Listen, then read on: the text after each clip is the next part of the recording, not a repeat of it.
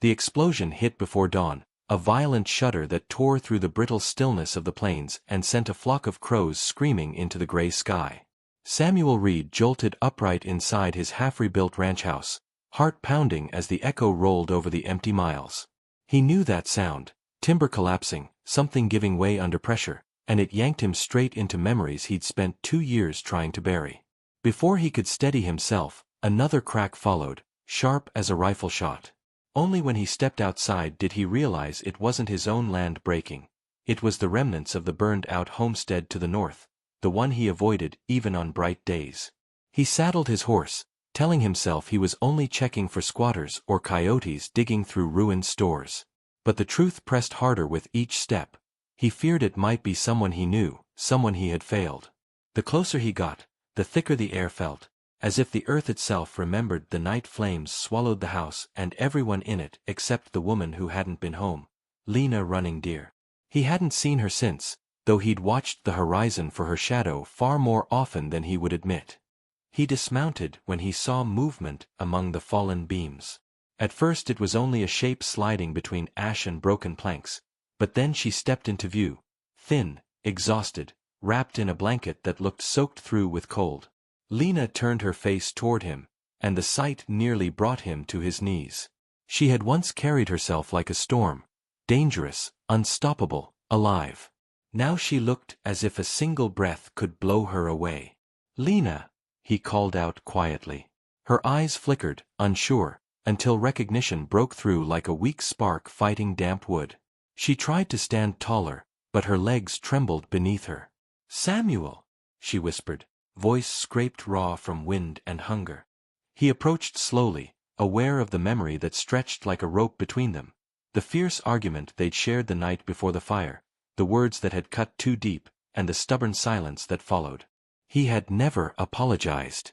She had never returned. And then her world had ended. "What are you doing out here?" he asked. She looked around at the wreckage, her expression a mixture of longing and disbelief. "Where else can I go? Everything I had, everything I was, ended here." He swallowed. He wanted to reach out, to offer the comfort she clearly needed, but the guilt hanging from his shoulders made his hands feel heavy. "You shouldn't be alone," he said instead. A bitter laugh escaped her. "I have been alone for a long time." The wind shifted, carrying the smell of snow. It wasn't yet winter, but the sky warned that it soon would be. Lena swayed, and Samuel instinctively stepped forward, catching her elbow. Her skin felt cold enough to burn. "You're freezing," he murmured. She did not pull away. "I didn't come to ask for your forgiveness," she said softly. "Or to bring up what happened." "Then why?" She met his gaze fully, for the first time in 2 years. The strength in her eyes had not died. It had only changed shape, tempered by loss and something like desperation. "Because I have nowhere else left," she said, and the honesty in her voice cut deeper than the explosion had. "If you turn me away, I will not survive the week." Samuel felt something inside him shift, slow, reluctant, but undeniable. The loneliness he had forced upon himself, the silence he had mistaken for penance, suddenly seemed small compared to the devastation standing before him.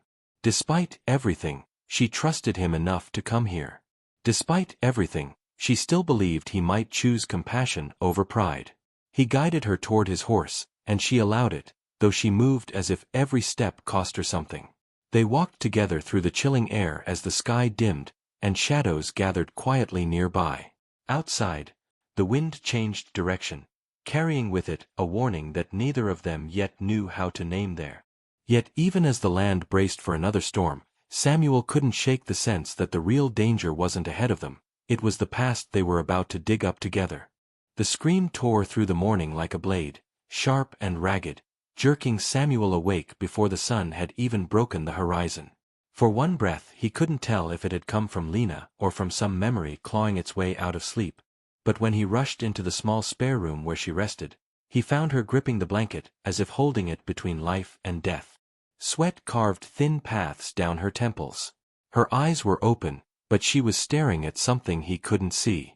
He knelt beside her, speaking her name in a voice he hardly recognized. She blinked, slow, disoriented, as though dragged back from a far darker place. When she finally focused on him, her breathing steadied, but the tremor in her hands refused to fade. Something in him tightened. She had survived fire and loss, but whatever haunted her now had teeth deeper than flames. "I'm sorry," she whispered, her voice hoarse. "The dreams don't listen to me." He didn't ask what she saw. That kind of pain didn't need questions. Instead he brought her a cup of water and waited as she sipped, every movement small and careful. He had never been gentle with anyone for this long, and he wasn't sure if he was doing it right, but Lena accepted it without flinching.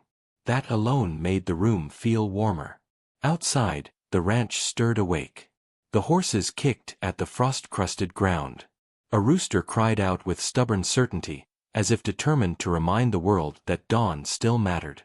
Samuel led Lena into the kitchen, guiding her to sit near the small stove. She seemed steadier than the night before, though her silence carried weight, like snow heavy on a branch. "I'll work," she said quietly, before he could suggest rest. "I won't lie around while you carry everything." "There's nothing I need from you today," he said. That was the wrong answer. Her shoulders tensed, not in anger, but in that crushed way of someone used to being dismissed. She looked at him with something almost brittle in her expression. "Let me be useful, please." He understood then, it wasn't service she sought, but dignity.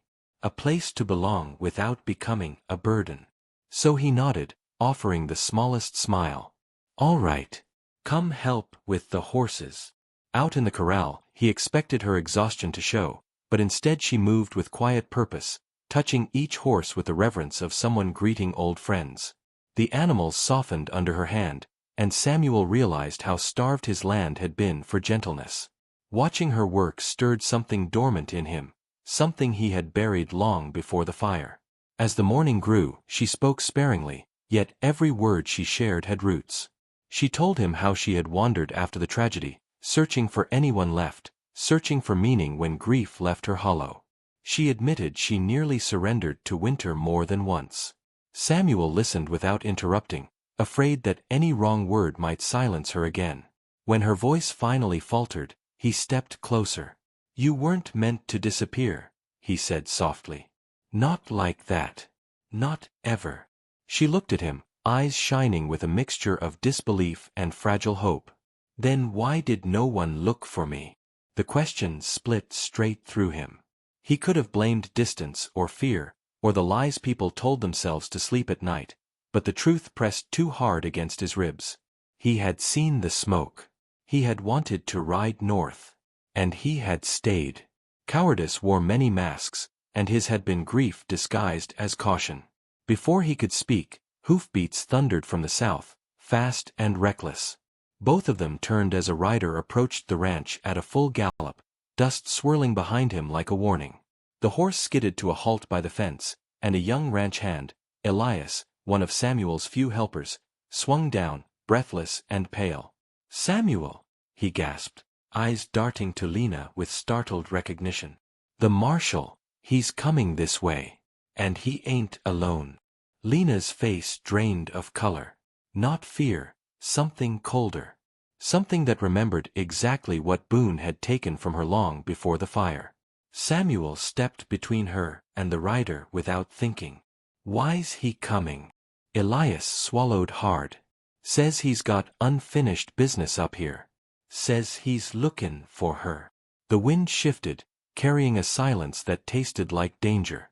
Lena didn't speak, but the look she gave Samuel said everything. The past was riding toward them, and it wasn't coming to talk.